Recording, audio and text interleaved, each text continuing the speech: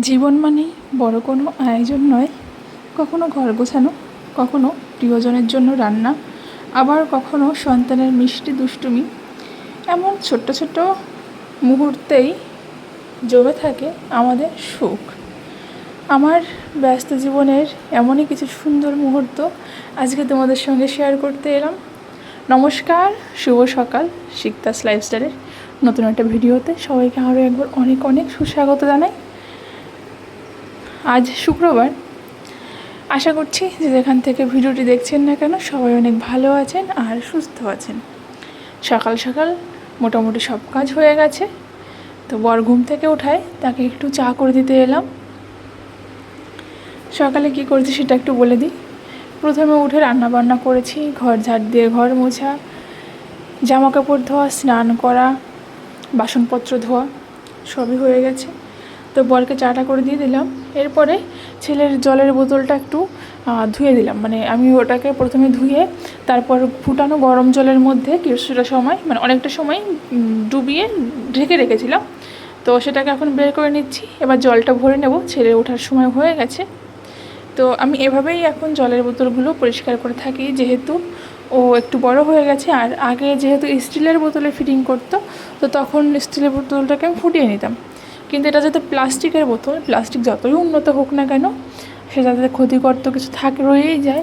তো এটা যদি আমি গরম জলে বেশিক্ষণ ফুটাই তাহলে মানে সেটা একটু স্বাস্থ্যের জন্য ক্ষতিকর হতে পারে।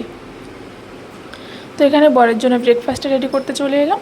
তো প্রথমে দেখো দুধটাকে গরম বসিয়ে দিলাম, তারপর এই কলা দেবো। আর দিয়েছে সে ড্রাই ফ্রুটসের মধ্যে কাজু, আমন্ড আর কিশমিশ। আমার কাছে খেজুরটা শেষ হয়ে গেছে। আসলে আমি যে খেজুরটা ছেলেকে খাওয়াই সেটা আমি পাচ্ছি না এখন, মানে ব্লিঙ্কেটেও নেই, ফ্লিপকার্টেও পাচ্ছি না। তো তাই জন্য খেজুরটা শেষ হয়ে গেছে, তাই কলা দিয়ে কাজ চালাচ্ছি, মিষ্টির কাজ যেটা হয়। তো বরকে যেটা করে দেবো। আর হচ্ছে ডিম সেদ্ধ বসিয়েছি। তো দেখো যে পেস্টটা করে নিয়েছি, এটা গ্লাসে থাক, যখন ও খাবে তখন গরম দুধটা দিয়ে দেবো, তাহলে একটু গরম গরম থাকবে। নাহলে আগে থেকে করে রাখলে তো মানে কি বলে জিনিসটা ঠান্ডা হয়ে যাবে, খেতে ভালো লাগবে না। আর এখানে দেখো ডিমের বারবিকিউ করে নিয়েছি, মানে ডিমের বারবিকিউ হয়ে গেছে। তো যাই হোক, এখন ডিমটাকে ছুলবো, দেখবো যে খাওয়া যাবে কিনা, নাহলে ফেলে দিতে হবে। আবার ডিম সিদ্ধ বসাতে হবে। আমার ভদ্রলোক মানে আমার ছেলে মাত্র ঘুম থেকে উঠলো, এখন ওকে ব্রাশ করে দিয়েছি। এবার করবো, ওর জন্য খাবারটা রেডি করে নেবো। তো খাইয়ে দিয়ে অবস্থা খারাপ করে দিয়েছি। ছুলে দেখলাম যে উপরটা পুরো রবার টাইপের হয়ে গেছে, তো সেই জন্য আরেকটা ডিম সিদ্ধ বসিয়ে দিলাম। তো এরকম পাগল আমার মনে হয় না কেউ আছে, আমি মনে হয় একমাত্র পাগল, মানে মাথাটা পুরোপুরি গেছে আমার। এরপর বর কাজে বেরিয়ে গেছে, ছেলেকে খাওয়ানো হয়ে গেছে, নিজের জন্য এলাম একটু ব্রেকফাস্ট করতে। তো প্রতিদিন তো বড় পাউরুটি এমনি চেকে খেয়ে নিই, তো ভাবলাম আজকে একটু ডিম টোস্ট করে খাই। বেশ ভালো লাগে, কিন্তু সময়ের অভাবে করে খাওয়া হয় না, এই আর কি। তো এখানে ব্রেডগুলো কেটে নিয়েছি, দুটো ব্রেড দিয়েই করবো। ব্রেডগুলো যত ছোটো ছোটো। তো এই দেখো ডিমটাকে আমি একটু ঢেকে দিয়েছিলাম যাতে একটু সেদ্ধ হয়। আমার ওই কী বলে নরম ডিম আমি খেতে পারি না একদমই, আমার মানে গাটা ঘিন ঘিন করে ওঠে। অনেকে কাঁচা ডিমও খায়, কিন্তু সেটা যার যার ব্যাপার, আমি পারি না বাবা, সেটা আমি জানি। তো যাই হোক, এখানটায় এই যে ব্রেডগুলো দিয়ে দিলাম। এবার উল্টো পাল্টে এটাকে একটু ভেজে নেব, তাহলে হয়ে যাবে আনহেলদি ব্রেকফাস্ট। মানে সবাই সকালবেলা হেলদি ব্রেকফাস্ট করে, আমি আনহেলদি ব্রেকফাস্ট করি। কোনো দিন তো ব্রেকফাস্ট করিও না সময়ের অভাবে। এরপর ছেলের এখানটায় খেলনা দিয়ে বসিয়েছি। আসলে ডাইনিংটায় নিয়ে গেলেও প্রচুর দৌড়দৌড়ি করে, তাই মানে ডাইনিংটা যেহেতু অনেকটা বড় আমাদের, আর ওই পাখার তলায় একদমই থাকে না, তাই ঘেমে অবস্থা খারাপ হয়ে যায় ওর। তাই আমি ওকে এই যে ঘরের মধ্যেই খেলনাগুলো এনে দিয়েছি, এখানেই খেল। এরপরে দেখো এই জামাটা খুলবো, মাথা আটকে ওইখানে রেখে দিয়েছে। দেখো ছেলের তরকারিটাওকে আজকে পুড়িয়ে দিয়েছি। কী যে হচ্ছে আজকে কিছুই বুঝতে পারছি না।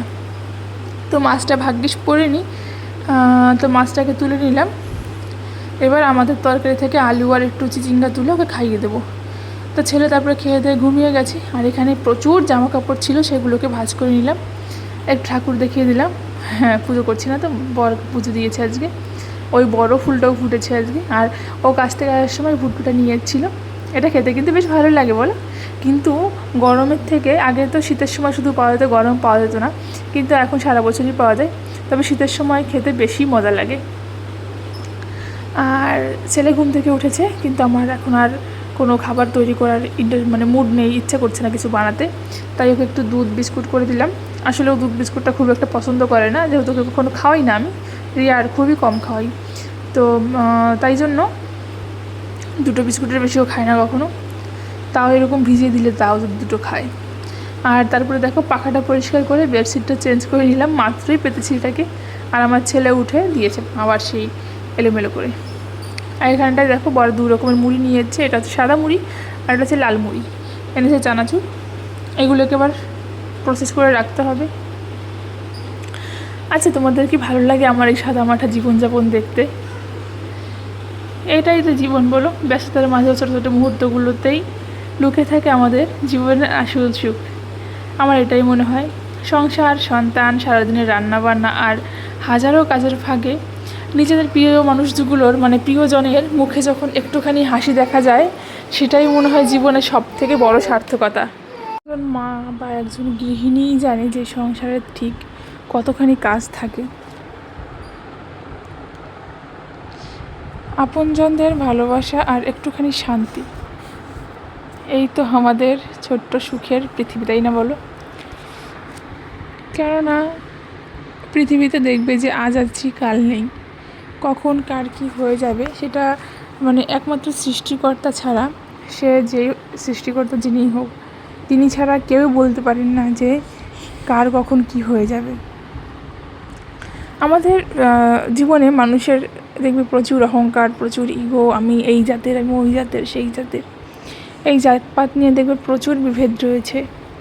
আমি ভাবি যে মূল্যে তো সে শ্মশানেই যাও, আর শ্মশানের তো সবাইকে এক জায়গায় মানে দাহ করা হয়, বা শ্মশানে হোক বা কবরস্থানে হোক, যেখানেই হোক সবাইকে তো এক জায়গায় দাহ করা হয়।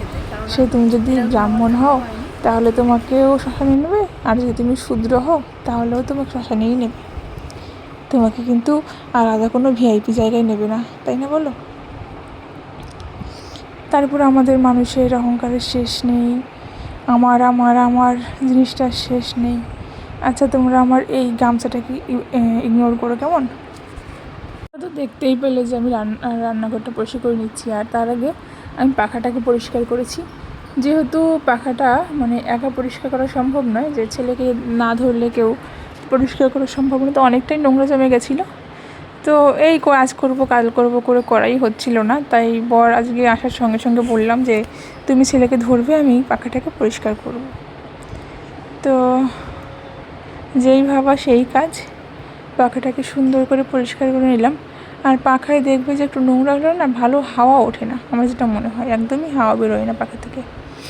তাই জন্য পাখাটাকে পরিষ্কার করে নিলাম। ঘরটাকেও ডিপ ক্লিন করতে হবে, যেহেতু পুজো কিন্তু চলেই যাচ্ছে, আর মানে কি বলবো, আর কটা দিনের মধ্যে তো পুজো চলে যাচ্ছে। তাই জন্য আগে থেকে আস্তে আস্তে কাজগুলো গুছিয়ে রাখলে পরে একসঙ্গে চাপ পড়বে না। দেখি যে বর পরে যেদিন ছুটি পাবে সেদিনে আমি ঘরটাকে ক্লিন করা শুরু করব, একটা একটা রুম করে পরিষ্কার করে নেব। আসলে একদিনে যদি আমি পরিষ্কার করতে যাই তাহলে কোনো কাজই হবে না, আর কেননা শুধু ঘর পরিষ্কার করলে হবে না, আমার সব কাজই করতে হবে, তাই একটু বুদ্ধি খাটিয়ে সময় ম্যানেজ করে করতে হবে। আর আমার ছেলে গেছে হচ্ছে ওর বম্মা বাড়ি, তাই জন্য দেখো এখানে আমি একদিকে ডিম সেদ্ধ, একদিকে ওর ভাত বসিয়ে দিয়েছি। আর তেলটা শেষ হয়ে গেছিলো, ঢালা ছিল না, তাই ঢেলে নিচ্ছি। আর আমার আগে না তেলের বোতল ছিল, সব কিছু আমি কিনেছিলাম, কিন্তু আমার শাশুড়ি মা মানে এমনভাবে ব্যবহার করেছে সেগুলো মানে ভেঙে টেঙে গেছে, তাই আর পরে আর কেনা হয়নি। কেননা উনি এসে খুবই বাজেভাবে মানে জিনিসগুলো ইউজ করে, তো সেগুলো নষ্ট হয়ে যায়। আর দেখবে যে একটা শখের জিনিস নষ্ট হয়ে গেলে কিন্তু ভীষণই কষ্ট হয়, আমার তো হয়, ভীষণই কষ্ট লাগে। সেই জন্য আর এখন কিনছি না, এভাবেই চলছে। তো কালকের জন্য চালটা এনে রাখলাম। আর এদিকে দেখো, এটা এই যে এই জায়গাটা দেখেছিলেন না যে জঙ্গল হয়ে আছে, এই জায়গাটা পরিষ্কার করেছে যারা বাড়ির মালিক, তারা করিয়েছে। আর এটা হচ্ছে আমাদের প্রাইমারি স্কুল, আর ওটা হচ্ছে মন্দির, ওখানটায় দুর্গা পুজো, শীতলা পুজো, কালী পুজো সব পুজোই হয় মোটামুটি। তো এই যে এটা হচ্ছে প্রাইমারি স্কুল, সরকারি প্রাইমারি স্কুল, ওই দোতলার উপর ওটা হচ্ছে ক্লাব, আর ওর পাশে মন্দির, ব্যাস। এখানটায় ছেলের জন্য যে খাবার করেছি, ডাল সিদ্ধ, আলু সিদ্ধ, ভাত আর ডিম সিদ্ধ, ব্যাস, ঘি দিয়েছি একটু। তো ছেলেকে খাইয়ে দিয়ে চলে এসেছি নিজেদের ব্যবস্থা করতে। আসলে যার কাছ থেকে রুটি নিই তাকে ফোন করেছিলাম, কিন্তু সে বলল যে রুটি দিতে পারবে না। তো অন্য জায়গা থেকে বড় রুটি এনেছে, আলুর দম এনেছে, কিন্তু ওটাতে আমার দেখে পছন্দ হচ্ছে না, তাই জন্য একটু বেগুন ভাজবো আর ডিমের অমলেট করব। তো ডিমের অমলেটটা করার জন্য পেঁয়াজটাকে সুন্দর করে কুচি করে নিচ্ছি, আর একটু বেগুন ভেজে নেব, তাহলে হয়ে যাবে। আর ডাল আছে আমার, না মুসুর ডাল, মানে একটু বেশি ঘন ঘন হলে সেটা দিয়ে রুটি খেতে ভালো লাগে বেশি। আর এদিকে দুধটাকেও গরম করে নেব, যেহেতু সকালবেলায় গরম করা হয়েছিল, পরে আর গরম করা হয়নি। দুধটাকে গরম করবো, আর একটু পেঁয়াজ কেটে দিলাম। আগে ডিমটাকে, দুটো ডিমই একসঙ্গে অমলেট করে নেবো। আমি ডিম ভাজা খাই না রুটির সঙ্গে, একদম ভালো লাগে না খেতে, বিরক্তিকর লাগে। আমি একটু বেগুন ভাজা দিই আর ডাল বা দুধ দিয়ে খেয়ে নেব। এখানে আগে একটু পেঁয়াজের সঙ্গে লবণটা মিশিয়ে নিলাম, এবার দুটো ডিম দিয়ে দেবো বয়ের আর দাদার জন্য। আমি ডিম ভাজা খাই না, মানে রুটির সঙ্গে খেতে ভালো লাগে না, আমার ডিমের ঝোল ভালো লাগে খেতে। আর ভাতের সঙ্গে মাঝে মাঝে গরম ভাতের সঙ্গে ডিমের অমলেট ভালো লাগে খেতে। এই তো সারাদিনটা আজকে প্রচুর ব্যস্ততার মধ্যে কাটলো, আসলে প্রতিদিনই ব্যস্ততায় কাটে। আর আজকে দুপুরে যেহেতু একটু ঘুমিয়েছিলাম, তো দুপুরে কাজগুলো সেরকমভাবে করা হয়ে ওঠেনি, তাই জন্য চাপটা একটু বেশিই পড়েছিল। দুপুরে যদি না ঘুমিয়ে একটু রান্নাবান্না করতাম, তাহলে এই সময় এই চাপটা পড়তো না। এই আর কি, মানে কী বলো তো, রেস্ট নিলে কাজ হয় না, কাজ করলে রেস্ট হয় না, এইটা হচ্ছে আমার ব্যাপার।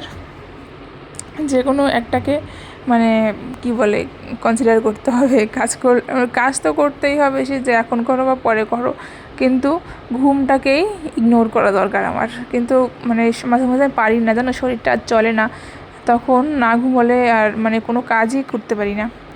আর এখানে দেখো বড় বেগুন এনেছি, বেগুনটা পুরো মানে কী বলবো পেকে, মনে দানা ফেললে গাছ হবে এরকম পাকা পেকেছে। তো আর ও এরকম পাকা বেগুন ভাজা একদমই খায় না, তাই জন্য খাবে না, শুধু শুধু ভেজে লাভ নেই, ওটুকু ফেলা যাবে। আর আরেকটা ছিল, সেটা থেকে আর 2 পিস কেটে দিয়ে দিলাম। আর এখানে দেখো ডিমটা ভেজে ডিমটা ভাগ করে নিয়েছি, যেহেতু আলু তরকারি ছিল তাই দুটো ডিম একসঙ্গে কেউ খাবে না, তাই জন্য আমি এরকম করেছি। তোমরা কেউ আমার কিপটা মনে করো না, আমি খাবারের ব্যাপারে কোনো রকম কোনো কিপটামো করি না, যথেষ্ট যতদূর পারি আমি ততটা করার চেষ্টা করি। দেখো সন্তান নিয়ে সব কিছু সবসময় করে হয়ে ওঠে না। যাই হোক, যারা যারা এই অবধি ভিডিওটা দেখছো তাদের অনেক অনেক ধন্যবাদ, অনেক অনেক ভালোবাসা জানাই। তো অনেক অনেক ভালোবাসা জানাই আমার পাশে থাকার জন্য, এতটা সাপোর্ট করার জন্য। আর যদি কিছু ভালো লেগে থাকে অবশ্যই লাইক, কমেন্ট আর সাবস্ক্রাইব করবে। ধন্যবাদ ভিডিওটা দেখার জন্য, আর একবার ধন্যবাদ জানালাম। তো আজকের ভিডিওটি এই অবধি, ভালো থেকো। আর হ্যাঁ, এখন নিজে বাসন কোসনগুলো ধুয়ে রেখে দেবো। এই অবধি, দেখা হবে পরের ভিডিওতে। সবাই সেই অবধি ভালো থেকো, সুস্থ থেকো। Radhe Radhe, tata, good night.